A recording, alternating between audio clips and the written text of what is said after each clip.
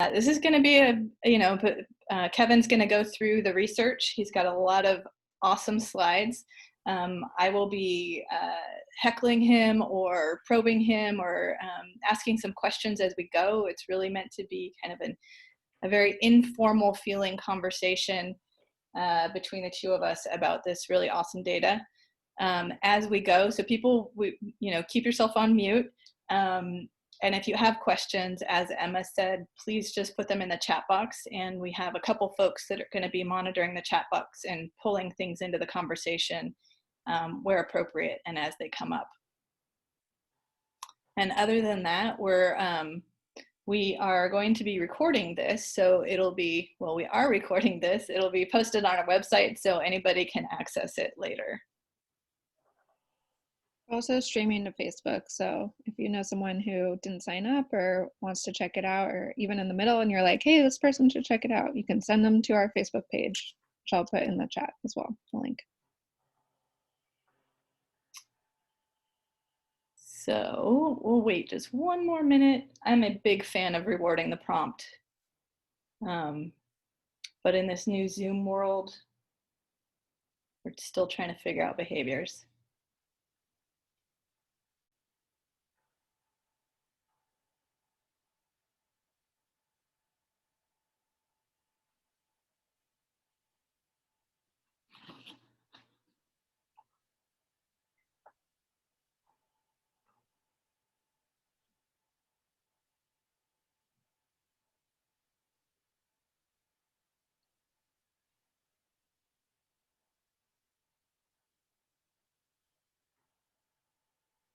All right, I think we will go ahead and get started and people can join us in progress.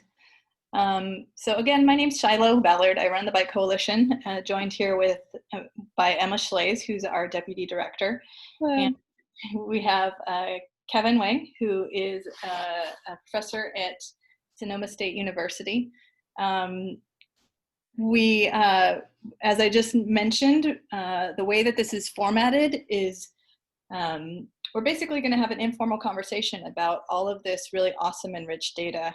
And if you have questions as we go, just put them in the chat box. We'll pull them in. We have a couple people monitoring that chat box so that we don't miss stuff. But there's a lot of really awesome data to go through. So I'm just going to go ahead and introduce Kevin and just say one more time, we were really, really happy to partner with the Mineta Transportation Institute to put this public opinion research together.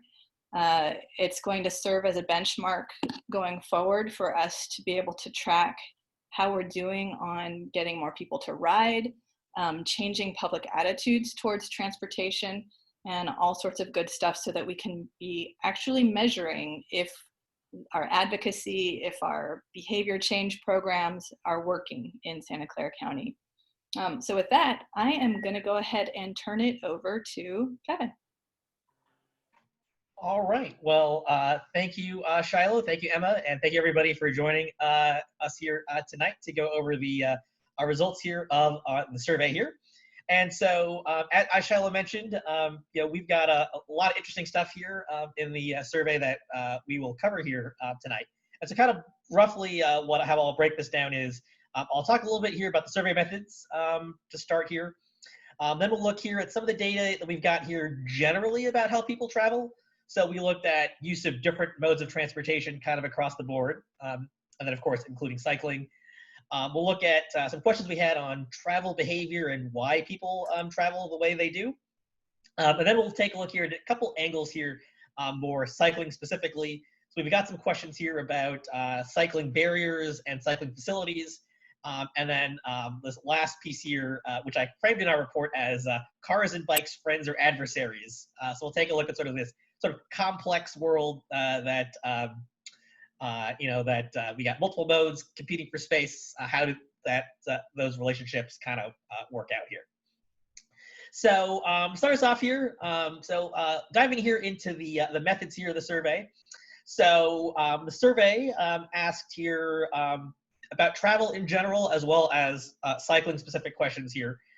We had 72 questions in total, which allowed us to cover kind of a lot of ground. Although you get down to writing a survey, and there's more things you want to get in there that we're probably pushing the envelope here with 72. So, but we both got a lot of information here, and I will grant there are things that some of you all may be interested in that maybe on round 2 we can look at adding to it to the next version of the survey here.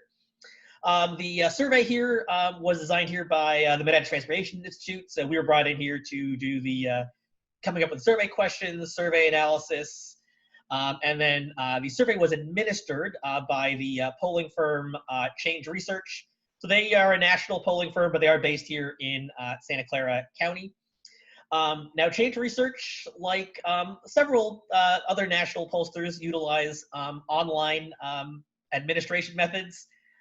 There are, of course, lots of different ways we can administer polls, and as time has gone on, kind of the challenge of administering polls has gotten greater. Different people with different technologies, access to technologies. So I mean, there are some differences of opinion out there on online polls, but that is the methods that they use there. So it was an online recruitment and online administration of the poll with funding here by the Bike Coalition with help from here, the county with the funding here. And then one other kind of, I think, particularly important note here with our methods here. We had actually been talking about the poll here for a few months, and we were considering when was the right time to get it out in the field. And we finally did in early March, perhaps not quite realizing that we just got that out just before things were going to change. So we were in the field from March 6th to March 11th, which was, we got finished here about, I want to say 6 days before the shelter-in-place orders came out in Santa Clara County. So this might be a look here at one last look at pre-COVID attitudes. I think there's lots of reasons to think that travel attitudes, particularly the cycling, may have changed here during COVID. So I think it would be interesting to see, if we do this again down the line, how some of these numbers here might change. So some of the basic methods here. So with the survey in the field, we had a target of 1,000 responses. So we closed ultimately with 1,009 responses here. And so one of the things that you've got to do with, particularly with an online administered poll, is you end up having to weight them by several demographic categories. And so race, education, age, so some of the basic demographics there, which you hypothesize might play a role in how people think. And so those responses, 1,009, were then weighted by those.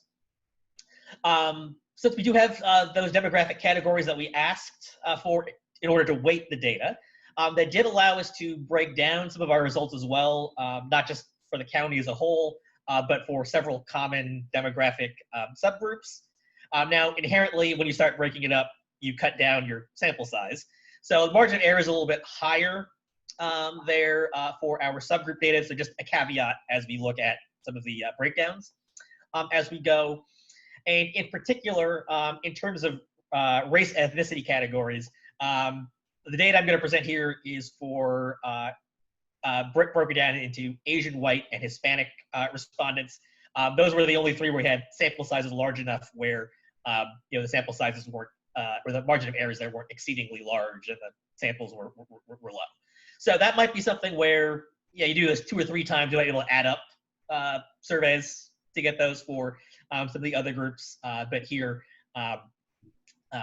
we've got just those three groups. One other kind of group here that we've got the data broken down by is we asked for zip code on the data. And so that allows us here to break down by location within the county. So when I was categorizing things, I kind of broke it down here into 5 locations here.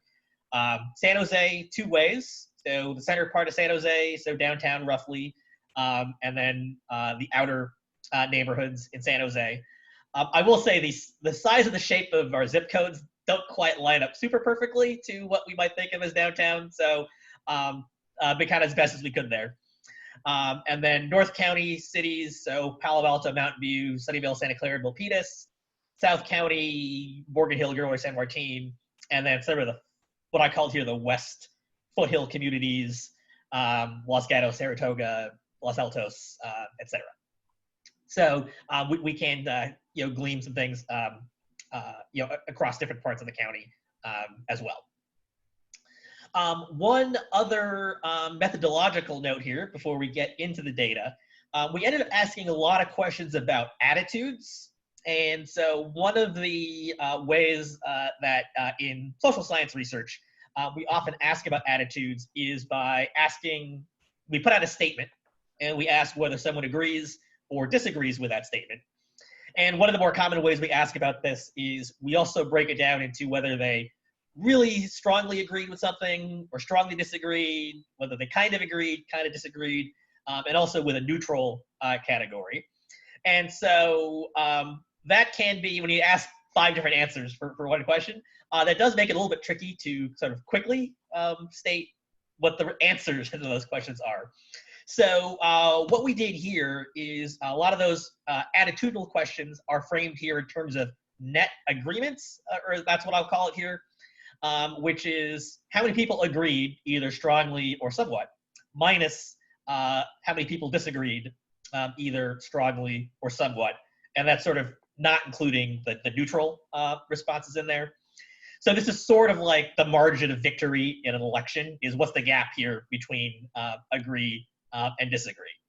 So in this example I've got on this screen, 50% agreed, 40% disagreed. So this would be plus 10 on the side of agree. So just, I know that gets a little bit wonky when we get to those results, but just kind of what those mean. And so, when we see, I mean, there's some data that we get where it's like, the answer is like plus 80. So it's like, that's almost everybody agreed and almost nobody disagreed. Okay, so let's jump in here into the data itself. So let's look here at the use of different modes of transportation kind of as a whole. And we did try to ask this in a few different ways. And so perhaps unsurprisingly, if you were to just walk out and take a look at a street in Santa Clara County, people reported a lot of driving, defined in many different ways. So here, 71% of people said that at least 3/4 of their daily transportation is by car. A little less than a third of people said they drove between 11 and 30 miles in an average weekday. And again, here's an example where it was great. We got that question out before people stopped traveling altogether for a few weeks. And then about here, 1 in 6 people here report driving more than 50 miles on an average weekday. So certainly there are a lot of people who drive, and a lot of people who are driving quite a lot here. We also frame this question here in terms of, in an average week, do you use any of, from a number of different modes of transportation? And so here, again, driving pops up, like, do you drive it at all in a week? And so here, 89% of people reported driving, a car, truck, or SUV in a given week here. 32% report riding as a passenger. Half of people report walking for at least 10 minutes at a time.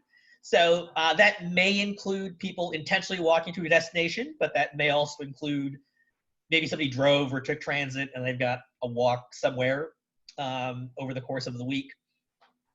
And then for cycling, we had cycling pop up here. We asked about whether people rode a bike for travel. We also asked if they rode for recreation. And for either purpose, that came up to be 13%, which was actually kind of roughly the same as transit, which was also 13%. And we had ride hailing here at 14%. So for each of those, again, about 1 in 6 people, at least once during a week, using those modes. So looking here a little more at that slice of, you got your 12.5% to 13% here of people who cycle for any purpose. Again, we broke this down. Did you travel for? Did you bike for travel? Did you bike for recreation? So splicing that up. So again, we had that 12.5% for any purpose. We had 6.7 for travel, so getting to any destination, and that included cycling to, say, a bus stop or a train station. And then 8.5 were for recreation. So there was a little bit more people reporting recreational writing than travel writing. And so then altogether, some people did one, some people did the other, some people did both. And that's where we ended up here with the 12.5 for any purpose. One of the things that I found particularly interesting about these numbers here is a lot of times in transportation research or like in the planning field, the data that we rely on is the data that we have. And the data that we have is census data. And census transportation data kind of only asks about commute trips. It doesn't ask about any other kinds of trips. And so we don't get to see that kind of cycling in census data, but we were able to see that here. And so you look at census data and the cycling numbers look more bleak, given that they're only counting such a small, only that one kind of trip. And so here, to me, that showed that sort of the universe of cyclists might be a little bit larger than sometimes people think, given now that you throw in the other purposes, including cycling to non-work destinations, recreational riding, and then cycling to transit, which is also not captured in your census data, unless that was the longest part of the trip. So some interesting differences here in how you could define the number of cyclists based on how we might frame what cycling is. Okay, so we got these numbers here. This is overall for the county. So next up here, I'm going to apologize for showing a big table here with a bunch of numbers, but we will work through this table here. But this is some of the cycling rates here, breaking it up by different groups here. So I'll highlight the numbers here for gender here at the top. And so one thing we do see here is higher rates of cycling among men versus women. In places that have really high cycling rates, the gender split tends to be even. In places with low cycling rates, it tends to be heavily male.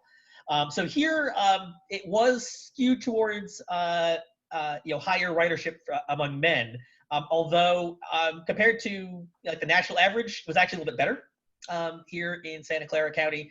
And so it's you could say it could be better, but it's not terrible, at least here relatively compared to other locations. Moving down here to the age bracket here. So we do see more travel cycling among younger age groups. So by young here, we had 18 to 34 and 35 to 49. But one thing to point out is that the older age groups, including seniors, still had double digits where people reported cycling at least once in an average week. And then the highest rates of recreational cycling were actually reported by the senior citizen respondents. So I think it's, again, don't discount cycling at all ages. It's not just for the young. And so I think that's perhaps an encouraging sign here. We think about, again, kind of the universe of cyclists. It is kind of at all age groups, albeit for some different purposes by age. Looking here, next we have our race data for the three categories that we had here. We do have some similar rates for travel to a destination, so they're all in the 5-point-something range. Although some notable differences here in recreational cycling. So in particular, the white respondents reported higher recreational cycling, which did drive higher overall rates of cycling. One of the bigger differences, though, comes in the next group here, looking at by education. And I have some thoughts on why this might be, which I'll circle back to a little bit later on. But here we can see there's much higher rates of cycling reported among those with bachelor's degrees than those without bachelor's degrees. Particularly here in terms of travel to a destination, it's almost double the rate here for those with the bachelor's degrees. It's a little closer for recreational riding, but there is still a split there. But that was, when looking at different groups, that was quite a large gap there.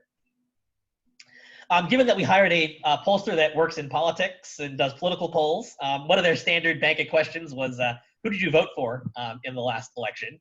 And so there's actually some interesting results with this sprinkled throughout the report here.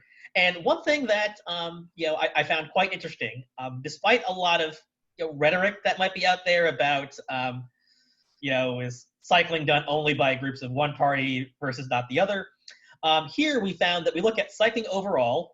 13% of both Clinton voters and Trump voters both reported cycling in an average week. And it was actually a little slightly higher nominally here among the Trump voters.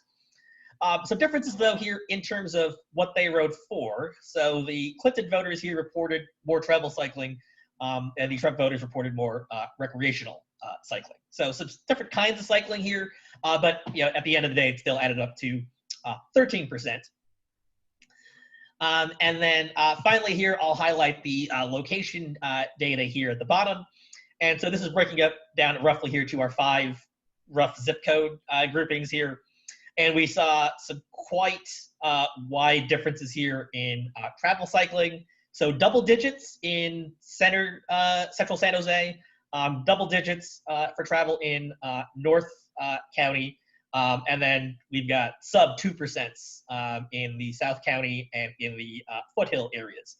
I will note there are some some small sample sizes in some of these categories here, but at least for the data that we were able to look at here, quite a range. Now, when you look at recreation, though, things are a little more even. So, there's, for example, 11% of people in South County reported recreational cycling. So it's not that people in the parts of the county where there's low travel cycling don't own bikes or they don't like to bike. They do, but they don't for travel purposes.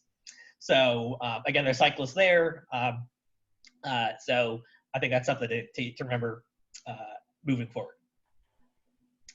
Kevin, I wanted to just make a comment here and say that there's a hopeful piece of data that comes out of this, and that's that Trump and Clinton supporters cycle at the same rates. We have something in common that we can rally around. So that's a bit of good news, yes? Yes. So I think that's I think that was one thing I grabbed here. And so I see a question here on the chat about what kind of recreational cycling. So we weren't quite able to. The question only asked about recreation or exercise of any type. So I don't have an answer there, but something we could investigate further. And then the only other thing I wanted to comment on is that last box on geography. I know we're going to come back to this later, so just a little bit of foreshadowing here for folks that just notice there's a huge difference there. Central San Jose, 12% in terms of utilitarian cycling versus a place like South County, which is 0.3%. And we'll talk a little bit more about why that might be later on. Mm-hmm. Yeah, there were, beyond these, so lots of some interesting breakdowns here, who cycles more, who cycles less. There were a couple more that popped out when we looked at some other characteristics. And so one of them was that people's cycling backgrounds as kids mattered. And so here we looked at whether people bike today, whether they rode a bike when they were younger. And so people who rode a bike as a pre-teenager kid, so they bike at about 10% rates for either travel or recreation, sorry, this is for travel today. If it was if they rode both as a pre-teen kid or a teenager, 16%. And if they did neither, it was only 7%. So I think an importance here in terms of, did they ride as a kid? Did they keep riding throughout childhood? That also seemed to play a role. in how much people are biking as adults. And then another interesting thing here, I think, in terms of people's childhood experiences, we also asked where people grew up, either in California, another US state, or in another country. And kids who grew up in California by far rode bikes as adults the least, compared to people born in other or grew up in other places. And so we might expect there to be some economic angles, perhaps, between California kids versus kids who grew up in other countries. But compared to other even US states, there was a notable difference there. So I think this is an indicator perhaps here for actions here relating to improving bikeability for young people. And then one other thing that actually Shiloh turned on to me that I didn't quite notice right away until we were prepping for this thing was like, oh wait, that's a good point. So we had a question here about whether people know other cyclists. So we asked the question, do you know other people like yourself who routinely bike? And so most people disagreed. So by a 29% margin, people said they didn't know people like them who biked. But for those who did, they biked a lot more than people who say they didn't know other cyclists. So I think there is a interesting social angle, and spreading the word about cycling to your friends, making it seem like that's the thing that people like you I could do. That might matter here as well. So it was triple the cycling rates when you thought people like you and you knew people like you who biked. Hey, And Karen. I was gonna say, back on the previous slide, one of the things that I wanted to highlight is, a lot of the folks on the call know that the Bike Coalition and the bike movement in general is really involved in what's called Safe Routes to Schools. Mm-hmm. And so we get money from the federal government and state, and it gets funneled through our local agencies like the Valley Transportation Authority for organizations like SVBC to go into schools and teach kids bike safety. So this piece of information here that shows, look, if you're teaching kids how to ride and they're riding, it's going to have an impact long term. And in particular, if they're continuing to ride as a team. And I wanted to highlight that because the way that Safe Routes to Schools funding usually is spent is only in elementary school. We stop once kids are going into middle school and high school. And this data is showing if we continue to encourage those kids to ride through high school, they're more likely to ride as an adult. So that's interesting data for us to use when we're trying to influence how public dollars are being spent or where those infrastructure dollars should be spent around schools. Yeah, there is, in travel behavior research, there's a lot of research that looks at, to the degree that habit plays a role in how we travel. So I think, part of that is, can you keep the habit going here as kids get older? And so, I think that's something to keep in mind. There was a question in the chat about age of respondents versus whether they're likely to have ridden as a kid, which I think might be interesting to know based off of have kids' cycling conditions gotten better or worse over time? So I haven't run that, but we could run that based off the data we've got. So thanks for the suggestion. That'll be something I'd be curious to check out. And Emma, it sounded like you were trying to interject. Was there something you wanted to say? Just the question that Kevin just answered. Okay, great. Okay. Yeah, and then so back here on the social networks one, so yes, we asked a question here about, again, just in their opinion, do you know other people like yourself who routinely bike? And so basically it was a measure of, do you know others who bike? And so, it's, 24, the more that people agreed that there are other people like them who biked, again, we saw this difference here between 24 and 8 for the difference here in whether people who were cycling in an average week. And I'll interrupt here again.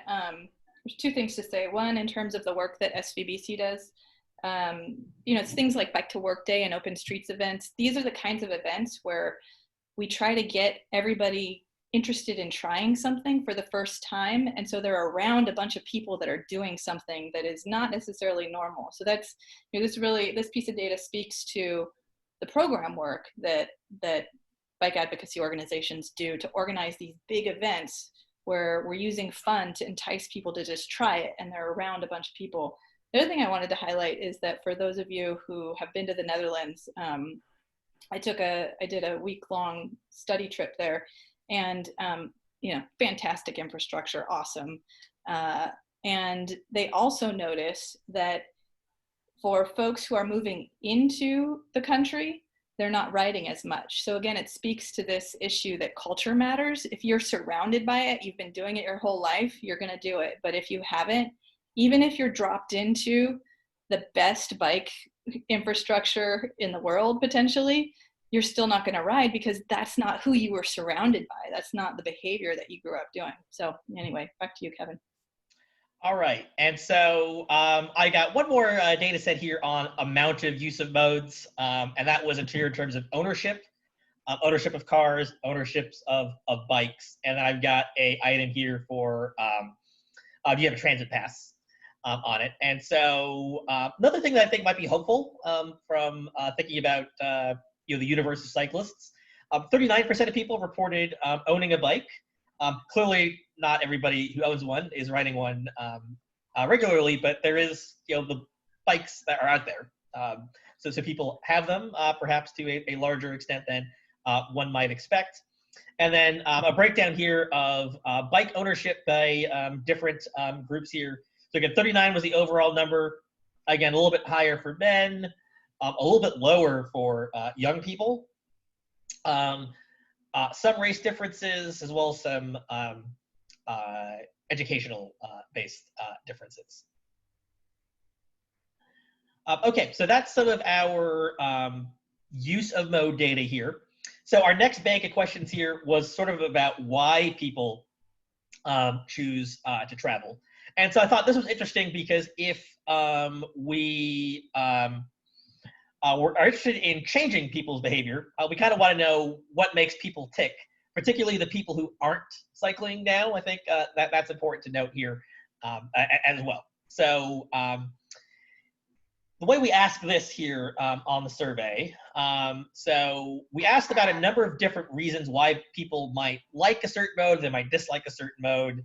And so we asked how important here was a number of different factors were in deciding what form of transportation they choose to use. And so for all 8 of them, there's a decent amount of green on this chart here. And so everything is at least moderately important, but there were some differences here in what the kind of people found to be more important or very important.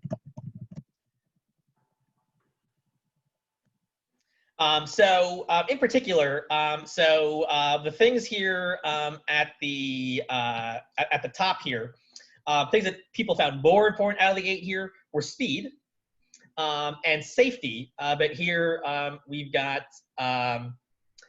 safety from crime in particular. We also asked the question here about safety from traffic and crashes, which is there sort of in the middle there. So those were the ones at the top. And then at the bottom here, so things that were less important to people, we had concern for the environment, we had concern for exercise, and then interestingly, cost was also there at second to the bottom there.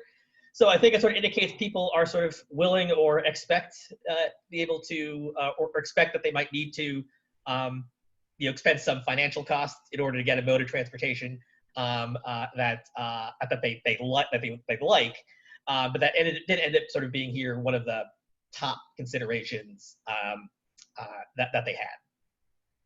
So, but again, so kind of speed, crime, safety, easiness. So those were things that rated here at the top. There were some interesting nuggets here when we broke this down here by group. So when we looked at gender in particular, we had the 8 factors here.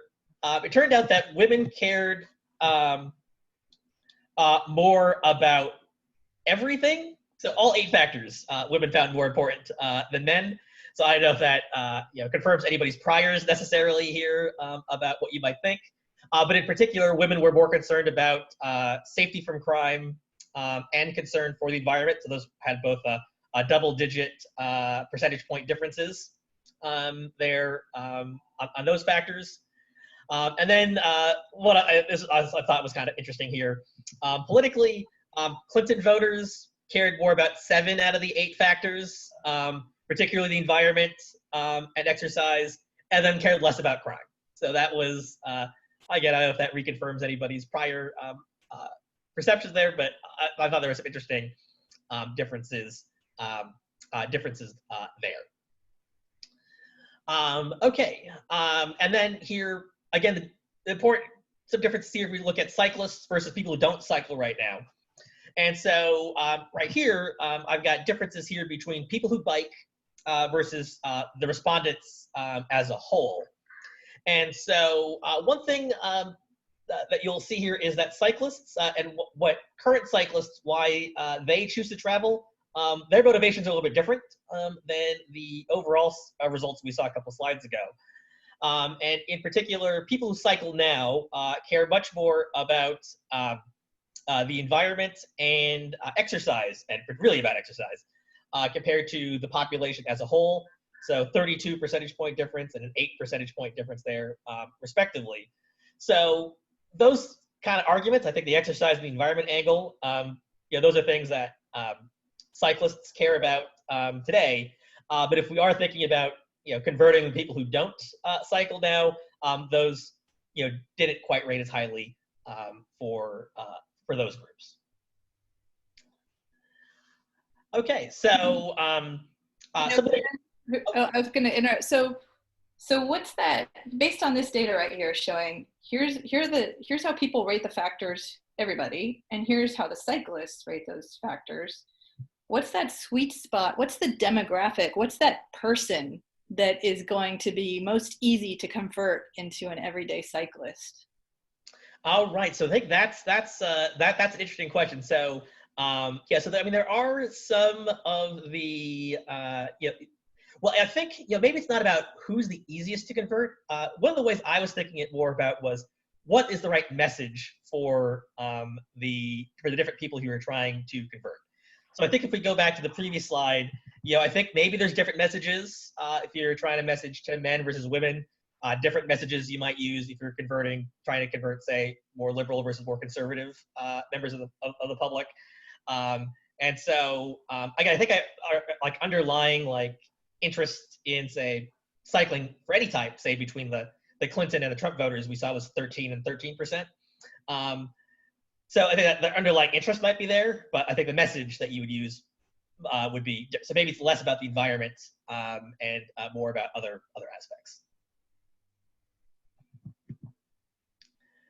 Okay, one things we also looked at here were, so obviously most people drive, as we saw earlier. And so we also tried to ask about, from a behavior standpoint, how entrenched that behavior might be. And so we also asked here about some preferences here that people have for driving. And so something that is a little bit problematic looking at the data here is people tend to think they really need cars for various reasons. So we had 80 percentage points agreement here. So people really thought they needed cars, either for their general activities or for cargo carrying capacity here. And then strong majorities of the respondents also said they enjoy driving cars. Now, there are some people who disagreed with that, but most people said here that they enjoy driving, and some groups in particular. So men higher than women here, some differences here by ethnicity as well.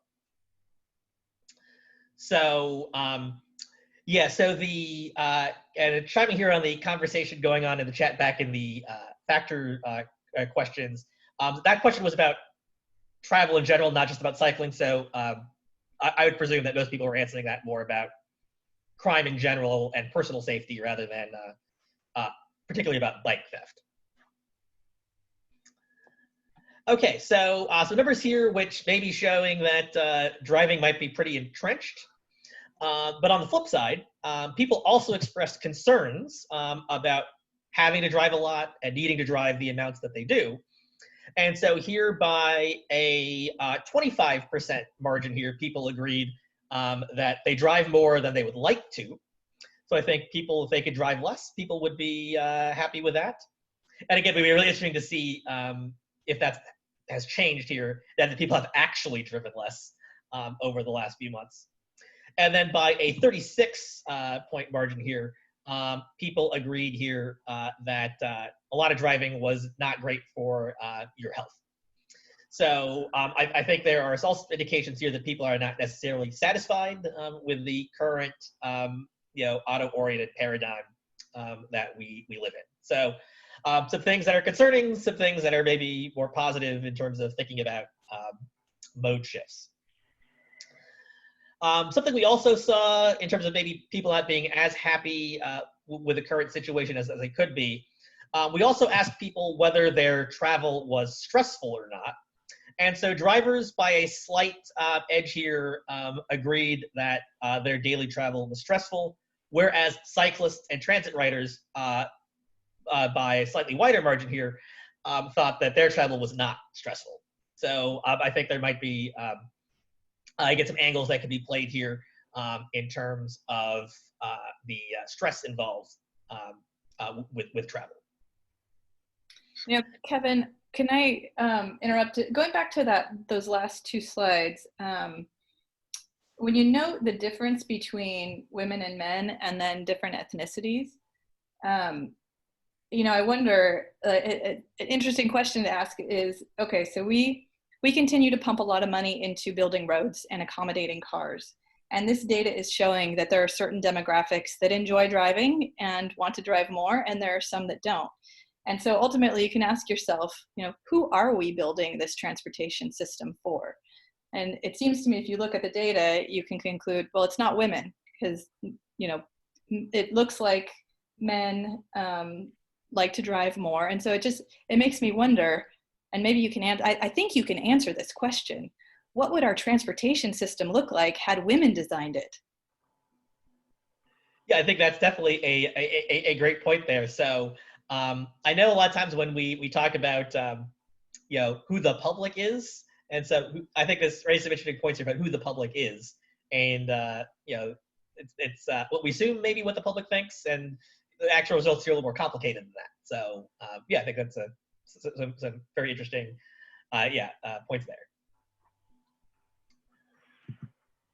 Okay, and then one last thing I think here that's important to note here, we talked about whether people are satisfied or not satisfied with the current situation and the way people get around, is we asked about affordability. Now, most people said car ownership was affordable to them, but 20% say they didn't. And again, when we think about the transportation system and serving the public, it's not sufficient to serve just 80% of the population. Everybody needs to get around. And so 20% of people here said car ownership was unaffordable to them. This was higher among women, young people, and Hispanic respondents in particular. So I think that's something to keep in mind here as well. Okay, so moving on here to the cycling specific questions. So I think maybe some things that you all might be particularly interested here in this group. So we asked a number of questions about whether they thought a number of things were potential here barriers to cycling. So one we asked was sort of a land use related question. And so we asked, are many of the places that you need to go, are they close enough to reach by bike? So pretty much here people disagreed with that in every place but central San Jose. So people thought, yeah, things are close enough to bike there. But for people who live pretty much everywhere else in the county, answer this more on a disagreement side here. and particularly the case here in the outer neighborhoods of San Jose and in the southern part of the county. So I think land use, I think is an important barrier here, and where things are not in most parts of the county. Another barrier that popped up, which I thought this was kind of interesting one, we asked a couple questions about kind of professional level concerns. So we asked a question here about, does biking make you too sweaty for work? Is biking incompatible with the clothes you have to work? And so most respondents agreed with these. And so there was pretty strong net agreement here for both of these questions. And then the net agreement here was higher for younger people than older people, which I thought was kind of an interesting thing. I would have maybe expected that to be reversed earlier before we actually did the survey. And then I was also women versus men thought this was more of a barrier on both of these questions. So I think there is potentially some messaging here to perhaps ameliorate these concerns, but those both popped up as decently notable concerns here. Kevin, so talking about work trips and relating it back to the previous slide on geography, you mentioned land use being so important, and that's something that I think the data really clearly demonstrated, is that when you're in a more dense urban area where you've got the library down the street or you've got your grocery store, people are going to ride more. And that, to me, also, I wonder, does that ultimately then address that key factor? The top factor was speed, right? Everybody said speed is the number one, that's how I'm deciding what transportation mode I'm choosing. And if you build out your city so that the library is right down the street, the grocery store is right down the street, then conceivably speed, it's fast, right? You can just ride your bike down. So I think we look at that speed, I think we get a little hopeless when we look at the speed thing, because we're like, how is the bike ever going to compete on speed? But land use is the way that we can get there. Mm-hmm. Yeah, that maybe perhaps even tying off the speed point here. So one of the things that we also asked about was about bike parking. So are there enough places to securely park a bike? And so most people disagreed, and then cyclists by a 26 percentage point margin disagreed, which, again, if you can't find a place to park, I mean, that's factoring into potentially slowing down your trip as well. I think it also plays into the security from crime aspect too, if people don't think there's a place where they can securely park a bike. So this was another barrier that popped up in our questions. One here that was more of a mixed bag. This one was here kind of about physical shape, physical condition. So here we've got, does a person need to be in shape to bike? And most people agreed with this. Although on the flip side, we also asked, do people think they've got some sort of physical limitation that prevents them from cycling? And a strong net disagreement here with that statement. So most people think that they are capable of riding a bike. So, but there are some physical condition, I think, angles that do concern some people kind of generally here through the first question, but maybe less so about themselves there in the second question. And then one more thing here on barriers. Here we've got a few things that didn't rate as barriers. So people did disagree that weather was a problem. We tried to ask a question about coolness and kind of that social angle there, and most people disagree that biking was uncool. And then we also asked a question about perceptions of bikes and poverty, and most people didn't make that association, at least the way we asked the question here. Kevin, did you by any chance look at, like, dig into the cool factor or the poverty factor to see if there were differences amongst genders and ages and different demographics, to see if, like, there are just differences in how people are perceived across different ethnicities, perhaps? Oh, I don't have that off the top of my head, but we do got it on the giant spreadsheet of all the results. So, but yeah, that's something we can definitely dive into. Okay, now when most people think about cycling barriers, perhaps one of the ones that people come up with the most is safety. And so we did ask some questions here about safety. And so we asked, is cycling safe? But we did break it up. We asked, was cycling safe for adults? We also asked whether cycling was safe for kids. And so interestingly, most of the respondents, kind of anywhere in the county, more people agreed that cycling was something that was safe for adults to do. So that was perhaps less of a barrier than I might have expected going in here. But people generally strongly disagreed here that cycling is safe for kids in Santa Clara County, which, if we tie back to some of our earlier results here on kids and cycling, and the fact that if you cycle more as a kid, you bike more as an adult, and kids from California biking less, I think that's a bit of a troubling sign there, that most people do not think it's safe for kids to bike in Santa Clara County. So when we look at trying to improve safety, of course, one of the things that we look at from an infrastructure standpoint is bike lanes, other kinds of bike infrastructure. So we asked questions we asked this to everybody, whether you would be comfortable with the idea here of riding in various kinds of bike lanes and or various kinds of more advanced bike infrastructure, so protected bike lanes, buffered bike lanes, fully off-street paths. And so something that was kind of interesting here was, even in a bike lane situation, people weren't necessarily that comfortable riding on a bike lane, or the idea of riding on a bike lane, if the speed of traffic next to them was even moderately fast. So at 35 miles an hour even, most people said they were uncomfortable with the idea of riding in a bike lane in that situation. But in cases where we could add vertical posts in a protected bike lane situation, off-street paths, buffered bike lanes, people were more comfortable with those ideas.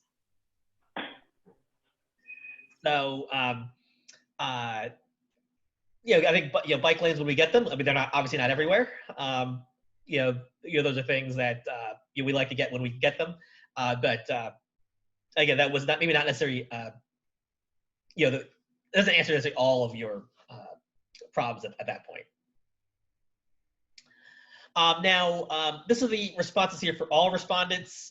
You break it down by cyclists versus non-cyclists. So people who bike now were more comfortable with the idea of riding everywhere than people who don't bike right now.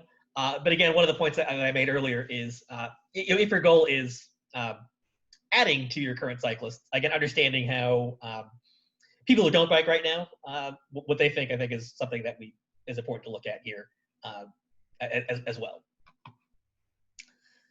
And so I see some questions going on here. There are some comments here in the chat here about protection here. We're talking about potentially increasing safety for kids. These might be some of the things we might want to pursue here. Okay, the last set of questions I will go over here is a couple of questions here exploring the relationship between drivers and cyclists. And so sometimes you'll see rhetoric that it's a choice between prioritizing drivers or choice between prioritizing cyclists. And so one question that we asked was, do you think that increasing the number of people who use alternative modes of travel, whether it's walking, cycling, or transit, is that good for drivers? Now, I specifically worded this as being good for drivers and not good for society, so that we could get to this kind of conflict angle here is like, oh, maybe it's good for the environment, but it's bad for my commute. But people generally agreed here, and even drivers strongly agreed here, that increasing people who use other modes was good for them. So I think that's a bit of a promising sign here on the relationship between different users of different modes of travel. One thing that is a little problematic, though, is when the kind of the rubber meets the road in terms of space for things like infrastructure. Respondents strongly agreed here that cities need more lanes for cars and more car parking. So, so both of those somewhat in conflict with the idea of kind of reallocating road space, but respondents were pretty favorable of those ideas. Although on a positive note, people generally did not think the speed limits here should be higher. So we asked the question here, do you think our speed limits are too slow? And people disagreed with that. So there's not necessarily a lot of support here for faster speeds on roads, even though they want more space. Yeah, I think that's a really a hopeful piece of news there that I wanted to highlight. I mean, we have 2 data points that show people are saying, don't constrain my ability to drive, don't do that. And then we have 1 data point that says, I'm okay with you constraining my ability to drive in the form of slow people down. So, those of us that show up at a city council meeting know how hard it is to remove parking. I mean, that's just like, horrible nightmare scenario to go through. And the data shows that, but it looks like people are open to slowing cars down, and that leads to safer streets. So that to me is really a hopeful piece of data. Yes, I think there might be, and we're starting to see now there's obviously state laws that kind of hamper the whole speed limit slowing angle in places. But that seems to be maybe perhaps one of the more popular items on there, at least here locally, is related to speed. And then one last question here I threw in on the driver-cycling relationship was one of my kind of least favorite genres of transportation safety advocacy is when advertisement or you get these calls here that say the responsibility for safety is equal between pedestrians, cyclists, and cars. While I will grant that everybody has some responsibility from a kinetic energy standpoint, I think the responsibility levels are different in this case here. So we asked respondents here, do you think that drivers have a greater responsibility for safety than people walking or cycling, given the fact that they are driving faster, much more massive vehicles? And people strongly agreed with this greater responsibility to drivers statement here. And even drivers agreed strongly with this. So I think there is a realization here that the behavior of drivers is an important aspect of the transportation safety story. Okay, so I know we're here at 8 o'clock, so let me move here to some closing thoughts here. So kind of encapsulating, now I will say this was quite difficult. I know Shiloh, we had a conversation about this, that with a big survey and so many data points in here, I get the table of all the raw results we got is like, I don't know, it's like 50 tables wide by, 400 tables, or 500 columns wide by 400 rows deep. And so there's just a lot of things to digest from the survey. And so just, after marinating on it for a little while now, some of my thoughts here kind of overall from what we saw.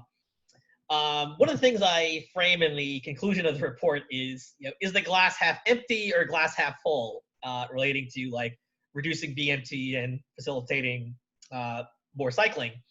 And so we did see lots of current driving, of course, lots of pro-car attitudes as well. But again, indications that people would like to drive less and people see less driving as a good thing. Seeing more people using alternative modes is a good thing, even for drivers. And then also on the kind of the glass half full side, we saw, I think there are plausible groups to increase travel cycling from the 39% bike ownership, the people who ride recreationally, but maybe don't ride for travel right now, and people who occasionally ride, but maybe not routinely. It didn't show up in our ride in an average week question. Some other big takeaways, and I know Shiloh has hit upon these points here as we've gone. I think, again, in the transportation and land use research side, we talked about there being a connection between the two ideas. And so we saw early on similar recreational cycling in the sprawlier versus more urban parts of the county, but much lower travel cycling. So I think, again, going back to the idea here of destinations being less accessible, and that impact on the speed, which we saw was important. One thing I also highlighted earlier was the idea here that we had lower cycling rates among people without bachelor's degrees. And so given things like housing costs in Santa Clara County, I think there might be something there in terms of the jobs housing match for people with lower incomes. Again, do they live close enough to their work that they can bike in ways that people with bachelor's degrees can? Might also be indicating something about infrastructure condition or availability in less affluent areas. So I think maybe there's a land use piece there with those educational differences. And then finally here, which I know Shiloh's been hitting up here as well, is the idea. So what lessons can we take here for future messaging, future activism, future what we want to be proponents for after this? And so going back to our travel behavior questions, where speed and ease rated quite high on people's factors there. So I think things that you could do to make cycling fast might be important here, whether that's land use changes, whether it's some of the messaging we might do in terms of portraying cycling as actually fast, which driving is not exactly fast in large portions of the county during peak hours. So maybe there are speed benefits that we can highlight there. On the flip side, cheapness of cycling may actually not be that persuasive of an argument that's cost rated so low. And then we also saw that the non-cyclists were kind of less motivated about the environment than cyclists were. So maybe, again, cyclists like the fact that it's environmentally friendly for the most part, but maybe that's not the thing that attracts people who don't cycle now. Health rated low as well on the travel behavior question, but people also said too much driving was bad for their health. So there might be some play there on the health side. And then given that there are, again, we saw this larger number of recreational and occasional cyclists and bike owners who don't travel for bike for travel today, that might be kind of the group to target since they're kind of partially down the road in terms of doing some cycling already. Maybe that might be the most fruitful group to try to encourage us to bike more. So just some of the more general thoughts I had there. And with that, thank you all for listening here and putting up with all those numbers. But just some of the thoughts I had here from looking here at the survey. Thank you so much, Kevin. This was really awesome. Such a huge treasure trove of data. And we managed to really, we basically did that in an hour. So nice job, us. Going forward, for everybody else on the call, we did record this. We're going to put it up on our website. So if you want to spread it to others who weren't able to be here, please do. I'm going to check the chat box one more time to see if there's anything here. It's just thank yous to Kevin. And other than that, just a reminder to folks that we at the Bike Coalition, we're a nonprofit and we rely on the generosity of folks like you. So I did include in the chat the link to how you can donate to SVBC. And Emma just did it again, and I just did it again. So please do if you have a moment. It's just a few clicks. Thank you all very much and have a great evening.